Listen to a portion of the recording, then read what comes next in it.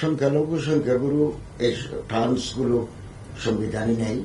বিদেশি পত্রিকা এজেন্সিগুলোতে মাইনরিটিস বলার কারণে, বাংলাদেশের মাইনরিটিসরা আক্রান্ত একথা বলার কারণে আমরা এই পরিভাষাটা ব্যবহার করছি।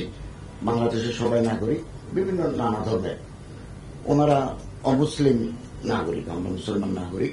একটু পরিচয়টা নিশ্চিত করার জন্য সংখ্যালঘু শব্দটা সংবিধানে নাই, একথা সত্য।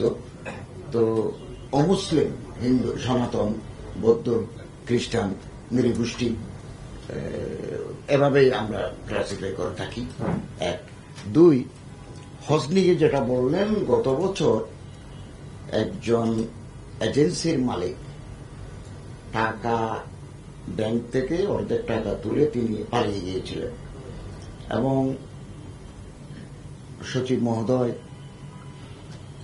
উদ্যোগ নিয়ে ওনাদেরকে হজে পাঠানোর ব্যবস্থা করেছে। 682 জনকে পাঠানোর ব্যবস্থা করা হয়েছে।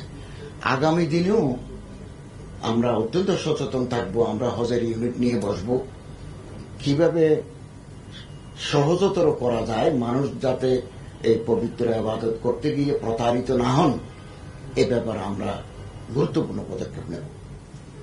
আর বাংলাদেশ বিমান ভাড়াটা নির্ধারণ করে বাংলাদেশ বিমান, আমরা বিমান মন্ত্রণালয়ের সাথে আলোচনা করে এটাকে রিজনেবল প্রাইসের ভিতরে আনা যায় কিনা, এটা নিয়েও আমরা সচেষ্ট থাকি। এবং এই এজেন্সিগুলোর ভিতরে ভালো এজেন্সিগুলো আছে, যারা হাজিদেরকে সুন্দর সেবা দিচ্ছেন। কিছু সংঘ আছে এজেন্সি যাদের নিয়ে কথা উঠে, আমরা অনেক এজেন্সি আমরা বন্ধ করে দিয়েছি, তাদের লাইসেন্স ক্যান্সেল করা হয়েছে, তাদের জামানত বাজেয়াপ্ত করা হয়েছে। 50টার মতো এজেন্সি আমরা লাইসেন্স ক্যান্সেল করেছি এবং তাদের জামানত বাজেয়াপ্ত করেছি, যারা অনিয়মের সাথে যুক্ত।